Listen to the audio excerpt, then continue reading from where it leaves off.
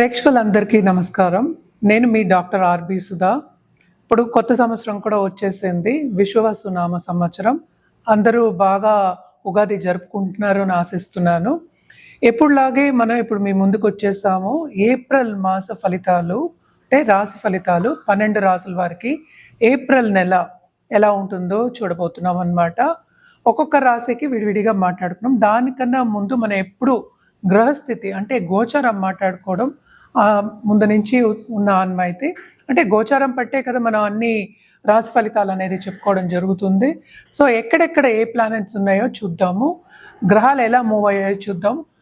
మనకి తెలిసింది కూడా, మనకి ఏంటి సోలార్ ఎక్లిప్స్ కూడా అయిపోయింది. అలాగే ఉగాది అంటే ఏంటి విశ్వవసునామ సంవత్సరం కూడా మొదలైంది. ఎప్పుడు మార్చ్ 30ని. అలాగే మనం చూసాము అంటే మార్చ్ 29 అంటే మార్చ్ ఎండ్కి శని ఏమో మీనానికి మూవ్ అయ్యారు. అలాగే మీనంలోనే మనకేంటంటే మెర్కురీ అంటే బుధుడు, అలాగే మనకి శుక్రుడు కూడా ఉన్నారనమాట. మనకి సన్ మోస్ట్ ఇంపార్టెంట్ ప్లానెట్, ఆయన ఏప్రిల్ 14కి మనకి దీనికి వెళ్తున్నారు అంటే మేషానికి వెళ్తున్నారనమాట. అలాగే ఇంకోటి మేజర్ మూమెంట్ ఏంటంటే మనకి కుజుడేమో నీచ పడుతున్నారు ఏప్రిల్ 3న. ఎక్కడికి వెళ్తున్నారు? కర్కాటక రాశికి వెళ్తున్నారు అనమాట. ఇంకో మేజర్ గ్రహం అంటే జూపిటర్ ఎక్కడున్నారు? ఆయన వృషభంలో ఉన్నారు. ఈ నెలంతా ఇక్కడే ఉంటారనమాట. అలాగే మనం చూసాము అంటే బోత్ ప్లానెట్స్ అంటే మెర్కురీ కానీ బుధుడు కానీ అలాగే శుక్రుడు కానీ రెండు ఏంటంటే రిట్రోగ్రేషన్లో ఉన్నాయి. అవి రెండు కూడా ఈ నెలలోనే డైరెక్ట్ అవుతున్నాయి అన్నమాట. సో మనం చూసాము అంటే మీనంలోనే ఈ రెండు కూడా ఉంటున్నాయి అన్నమాట ఈ నెలంతాను. అంటే ఎప్పుడు డైరెక్ట్ అవుతున్నాయో చూద్దాము. మనకి ఏమో మెర్కురీ ఏమో 7th ఏప్రిల్కి డైరెక్ట్ అవుతున్నారు. అలాగే శుక్రుడేమో 13th ఏప్రిల్కి డైరెక్ట్ అవుతున్నారు అనమాట. సో శుక్రుడేమో ఎగ్జాల్టేషన్ అంటే ఉచ్చ స్థితిలో ఉన్నారు. మెర్కురీ బుధుడేమో నీచ స్థితిలో ఉన్నారు అనమాట. మీనంలోనే ఉన్నారు. సన్ కూడా first half of this month మీనంలో ఉన్నారు. 14థ్కి మూవ్ అవుతున్నారు మనకి మేషానికి. అలాగే మనం ఏంటంటే రాహు కేతువులు ఎక్కడున్నారు? రాహు ఏమో మనకి మీనంలోనే ఉన్నారు. కేతు కూడా మనకి ఏంటంటే కన్యలోనే ఉన్నారనమాట. సో ఇది గ్రహస్థితి మనకి ఈ నెల అంతాను. సో మేలోనే మనకి రాహుకేతు మూమెంట్ కూడా ఉందన్నమాట. సో జనరల్గా ఎప్పుడు మనం చెప్పుకునేది ఏంటంటే ఏల్నాటి శని అనేది చాలామంది భయపడుతూ ఉంటారు. ఏల్నాటి శని ప్రభావం అనేది అందరికీ ఉంటుంది, కానీ వ్యక్తిగత జాతకం మీద ఆధారపడి ఉంటుందన్నమాట. ఏల్నాటి శనిలో సెటిల్ అయిన వాళ్ళు ఉన్నారు, బిజినెస్లో పైకి వచ్చిన వాళ్ళు ఉన్నారు. అలాగే ఏంటంటే దాంపత్య జీవితంలో అనుకూల పరిస్థితి తెచ్చుకున్న వాళ్ళు బోళ్ళంత మంది ఉన్నారనమాట. అంటే ఏదైనా నేను అందుకనే ముందు నుంచి చెప్పేది వ్యక్తిగత జాతకం మీదే ఆధారపడి ఉంటుంది. మనం మాట్లాడుకునేది అంటే జనరల్ అనమాట. ఎందుకంటే చాలామంది భయ ఆందోళన పడుతూ ఉంటారు. ఎవరో చెప్పేశారు అని కాకుండాను మీ వ్యక్తిగత జాతకం పరిశీలించుకుంటే పరిస్థితి గ్రహస్థితి ఎలా ఉందో చూసి, అలాగే పీరియడ్ ఎలా ఉందో చూసి చెప్పడం అనేది జరుగుతుంది, ప్రెడిక్షన్స్. సో దేనికి భయపడవలసిన అవసరం అంటూ ఏం లేదు. అన్నిటికీ మనం ఏంటంటే పరిహారం చేసుకోవడం, ఒకటి అవుతోంది అంటే పరిహారం చేయడం అనేది వెరీ ఇంపార్టెంట్. సో ఎవరెవరికి ఏలినాటి శని ఉందో మనం ఇప్పుడు చూద్దాము. మేషరాశి వాళ్ళకి ఏలినాటి శని అనేది స్టార్ట్ అయింది ఈ సంవత్సరంలో. అంటే మనం ఉగాది తర్వాత ఇప్పుడే మళ్ళీ కలుస్తున్నాం కనుక ఈ సంవత్సరం అది ఫస్ట్ నెల. అలాగే ఏంటంటే మనకి కుంభానికి లాస్ట్ ఘట్టం, అలాగే మీనానికి రెండో ఘట్టంలో ఉంది.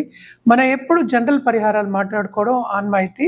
సో జనరల్గా ఎప్పుడైనా సరే పాజిటివ్ దిశగా వెళ్ళడం అనేది వెరీ వెరీ ఇంపార్టెంట్. అంటే ఏంటంటే ఎప్పుడైనా మనం చెప్పేది నెగటివ్లో పాజిటివ్ చూడాలి తప్పక అని చెప్తూ ఉంటాం. అంటే కష్టం అనేది అందరికీ ఉంటుంది, లైఫ్ అంటేనే ఎత్తు తగ్గులు. సో ఎప్పుడు కష్టం వచ్చింది అని కుంగిపోకుండా ముందుకు సాగడమే లైఫ్ అన్నమాట. సో దానికి పరిహారాలు అనేవి బాగా హెల్ప్ చేస్తాయి. సో జనరల్ పరిహారాలు ఎప్పటికైనా మనం చెప్పేది ఏంటంటే నవగ్రహ స్తోత్రాలు చదువుకోమంటాం. అలాగే నవగ్రహ జపం కానీ లేకపోతే హోమం కానీ చేయడం అనేది ఉత్తమం అన్నమాట. అది లేని పక్షాన్ని, ఎందుకంటే ఇప్పుడు మోస్ట్ ఇంపార్టెంట్ మళ్ళా మనకి రాహు మూమెంటు కేతు మూమెంటు మనకి మేలో జరగబోతోంది. కొంచెం డిఫికల్ట్ మూమెంట్. అదేంటంటే మనకి కుంభానికి అలాగే ఏంటంటే సింహానికి వెళ్తున్నారు. కేతు సింహానికి, రాహు ఏమో కుంభానికి వస్తున్నారు. అలాగే ఏంటంటే జూపిటర్ మూమెంట్ కూడా ఉంది, అలాగే మార్స్ మూమెంట్ కూడా ఉన్నాయి అన్నమాట. సో మేజర్ మూమెంట్స్ కూడా ఉన్నాయి కనుక ఎప్పటికైనా నవగ్రహాలకి చేయమని మనం చెప్తాం. సన్ మనకి తెలుసు ఒక్కొక్క రాశికి 30 రోజులు ఉంటారనమాట ఒక్కొక్క రాశిలోను. అలాగే మనం చూసాము అంటే ఇప్పుడు బుధుడు అలాగే శుక్రుడు మూమెంట్స్ కూడా మనకి నెక్స్ట్ మంత్ ఉన్నాయి. సో మేజర్ గ్రహాలన్నీ మూవ్ అవుతున్నాయి కనుక తప్పక జనరల్గా నవగ్రహాలకి చేసుకోమని చెప్పడం అనేది జరుగుతోంది. ఏదైనా సరే మళ్ళా నేను చెప్తున్నాను ఏంటంటే వ్యక్తిగత జాతకం మీద ఆధారపడి ఉంటుందన్నమాట. అలాగే శక్తి పూజలు చేసే వాళ్ళకి కానీ, లేకపోతే నిత్య పూజలు చేసే వాళ్ళకి కానీ, లేకపోతే ఒక గురువుని ఆశ్రయించే వాళ్ళకి కానీ తప్పక పాజిటివ్ దిశగా నడవడం అనేది జరుగుతుందన్నమాట. ఇవన్నీ ఎందుకు చెప్తున్నాం అంటే మనం చెప్పేదంతా ఏంటి, మంచి మాటలు చెప్తున్నాం, మంచికి చెప్తున్నాం. సో పాజిటివ్ బ్యాంక్ బ్యాలెన్స్ అనేది ఎప్పటికైనా మీరు పెంచుకుంటే కనుక, బ్యాంక్ బ్యాలెన్స్ అంటే అందరికీ తెలుసు, ఎప్పుడైనా తీసుకోవచ్చు దాంట్లోంచి అనేది మన బ్యాంక్ బ్యాలెన్స్ అనేది. So positive bank balance grow చేసాము అంటే కనుక ఎప్పటికైనా నెగటివ్ అంటే కొన్ని కష్టాలు వచ్చినప్పటికి కూడా సమంగా అయిపోతుంది. అంటే పాజిటివిటీ అనేది మనకు కనిపిస్తుంది అండ్ ఈజీగా ఉంటుంది. అంటే లైఫ్ ఏంటంటే సుఖంగా గడుస్తుంది అనమాట. అందుకోసం మనం ఎప్పటికైనా సరే పరిహారాలు చేయమని చెప్తూ ఉంటాము. సో నెక్స్ట్ మనం ఇప్పుడు మాట్లాడుకోబోయేది ద్వాదశ రాశుల గురించి. ఏప్రిల్ నెల 2025 ఎలా ఉందో చూద్దాం. మనం ఇప్పుడు మాట్లాడుకోబోయేది వృషభ రాశి వాళ్ళ గురించి. వృషభ రాశి వాళ్ళకి ఏప్రిల్ నెల ఎలా ఉంటుందో చూద్దాము. వీళ్ళ పరిస్థితి చాలా బాగుంది, ఎందుకంటే ఫైనాన్షియల్ స్టేటస్ అనేది ఇంప్రూవ్మెంట్ ఉంటుందన్నమాట. సడన్ ఇంక్రీజ్ ఇన్ ఇన్కమ్ అంటే ఏంటి, వాళ్ళు చేసే పనిలో ప్రమోషన్ రావడం కానీ, లేకపోతే ఉన్నత స్థితికి వెళ్ళడం కానీ జరగడం అనేది ఉంటుందన్నమాట. ఎందుకని, 11వ ఇంట్లో అన్ని గ్రహాలు కూడున్నాయి అన్నమాట. అంటే ఆ పంచగ్రహ కూటమి అనేది జరుగుతోంది అక్కడ. Especially second half of this month కన్నా first half of this month చాలా బాగుంటుంది. హెల్త్ రీత్యా కొంతవరకు ఇబ్బందులు పడే ఛాన్సెస్ ఉన్నాయి, ఎస్పెషలీ అప్పర్ రెస్పిరేటరీ సిస్టమ్ అనమాట. ఏంటంటే 11th లార్డ్ కూడా కూడానే ఉన్నారు ఈ నెలంతాను. తప్పక వీళ్ళు ఏంటంటే చాలా అదృష్టవంతులు, పట్టిందంతా వీళ్ళకి బంగారం అవుతుంది అని చెప్పచ్చు. అంటే ఏంటంటే ఏ పని చేసినా వీళ్ళు సక్సెస్ఫుల్గా చేస్తారు, అలాగే లాభాలు చేకూరుతాయి వీళ్ళకి అని చెప్పడం జరుగుతోందన్నమాట. అండ్ ఆల్సో ఏంటంటే 12వ ఇంటో లార్డ్ యాక్చువల్గాను ఆయన నీచ స్థితిలో ఉన్నారు, 3వ ఇంట్లో ఉన్నారు. అది కూడా ఏంటంటే కొంతవరకు శుభ పరిణామాలకే దారితీస్తుందన్నమాట. ఇన్వెస్ట్మెంట్ రంగంలో ఉన్న వాళ్ళకి కానీ, లేకపోతే స్టాక్ మార్కెట్లో ఉన్న వాళ్ళకి కానీ తప్పక లాభాలు అనేది చాలా ఎక్కువ ఉంటాయి. అలాగే బిజినెస్ పీపుల్కి కొత్త బిజినెస్ స్టార్ట్ చేస్తారు, చాలా విస్తరిస్తారు అని చెప్పచ్చు అన్నమాట. అలాగే నిరుద్యోగులకి ఉద్యోగ అవకాశం వచ్చే ఛాన్సెస్ ఉన్నాయన్నమాట. స్టూడెంట్స్కి మాత్రం కొన్ని ఎడబాటు కానీ, లేకపోతే మన అనుకున్న పనిలో వాళ్ళకి కొన్ని అడ్డంగాలు రావడం కానీ జరుగుతాయి అన్నమాట. తప్పక వాళ్ళకి స్టూడెంట్స్కి మాత్రం అంత బ్రహ్మాండంగా లేదు, వాళ్ళు అనుకున్నది సాధించలేరు ఈ నెల. అండ్ ఆల్సో ఫారిన్లో సెటిల్ అయిన వాళ్ళకి మాత్రం చాలా చాలా బాగుంటుంది. ఏదైనా సరే ఇన్కమ్ స్ట్రీమ్ ఇంక్రీజ్ అయ్యే ఛాన్సెస్ ఎక్కువ కనిపిస్తున్నాయి. ఎస్పెషలీ ఏంటంటే మనం చూసామంటే ఆన్లైన్ బిజినెస్లో ఉన్న వాళ్ళకి కానీ, లేకపోతే ఫారిన్ టచ్ ఉన్న వాళ్ళకి కానీ చాలా బాగుంటుందన్నమాట. అలాగే దాంపత్య జీవితంలో కొంతవరకు కొన్ని డిసగ్రిమెంట్స్ వచ్చే ఛాన్సెస్ ఎక్కువ కనిపిస్తున్నాయి. కొంతవరకు కోపతాపాలకు వెళ్లకుండాను ముందుకు సాగడం అంటే ఏంటంటే అర్థం చేసుకుని ముందుకు సాగడం అనేది వెరీ వెరీ ఇంపార్టెంట్ అన్నమాట. అలాగే కొత్తగా పెళ్లి కావాలి అనుకున్న వాళ్ళందరికీ శుభయోగాలే అన్నమాట.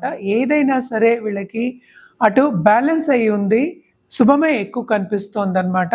మనకి ఎత్తుతగ్గులు అనేది మన జీవితంలో కామన్గా మనం చూసేదే.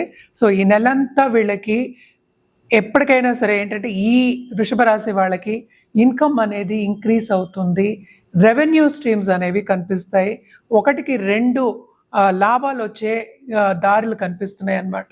సో తప్పక బ్రహ్మాండంగా ఉంటుంది. అలాగే మనం చూసాము అంటే వీనస్ ఎగ్జాల్టేషన్ అంటే ఈ రాశికి అధిపతి ఎగ్జాల్టేషన్లో ఉన్నారు కనుక తప్పక పైకి వచ్చే ఛాన్సెస్ ఈ నెలంతా వీళ్ళకి అని చెప్పచ్చు. వీళ్ళు పరిహారాల విషయానికి వస్తే కనుక ఏం చేయాలి అంటే శుక్రుడికి బీజ మంత్రం అయినా చదువుకోవచ్చు, లేకపోతే శుక్రుడిది మంత్రం చదువుకోవడం అనేది కంటిన్యూస్గా మంచిదన్నమాట. అది లేని పక్షాన్ని మీరు లక్ష్మీదేవికి కానీ దుర్గాదేవికి కానీ ఫ్రైడే ఎర్ర పువ్వులతో పూజ చేయడం చాలా చాలా మంచిదన్నమాట. అండ్ ఆల్సో వినాయకుడికి వెడ్నెస్డే తప్పక మీరు గరిక పెట్టడం ఎక్స్‌ట్రీమ్‌లీ ఇంపార్టెంట్. ఎందుకంటే ఎక్కువ ఫారిన్ ట్రావెల్, ఫారిన్ టచ్ కనిపిస్తోంది కనుక, లాభం కూడా ఏంటంటే ఫారినర్స్‌తో పాటు కాంట్రాక్ట్‌లో ఉన్న వాళ్ళకి గానీ, లేకపోతే ఉద్యోగం చేసే వాళ్ళకి గానీ, ఎక్కువ లాభాలు బయట కనిపిస్తోంది కనుక, వినాయకుడికి పూజ చేసుకుంటే కొంతవరకు అడ్డంగాలనేవి తొలగిపోతాయి. అలాగే గరిక పెట్టిన వాళ్ళు ఏంటంటే ఏమవుతుందంటే, గరిక పెట్టినప్పుడు ఎవ్రీ వెడ్నెస్‌డే పెట్టినప్పుడు తప్పక ఫారిన్ ఎళ్ళాలి, అక్కడ సెటిల్ అవ్వాలి అనుకునే వాళ్ళందరికీ మంచి సూచనలు అవే అని కనిపిస్తాయన్నమాట. ఇదంతా మనం మాట్లాడుకునేది 30 రోజులకే. సో, ఇది బాగా గడవాలి. మీకు ఆల్రెడీ మీరు అదృష్టవంతులు ఈ రాశిలో ఉన్నవాళ్ళు. ఇంకా బాగా గడుస్తుంది మీకు అని చెప్పడం జరుగుతోందన్నమాట.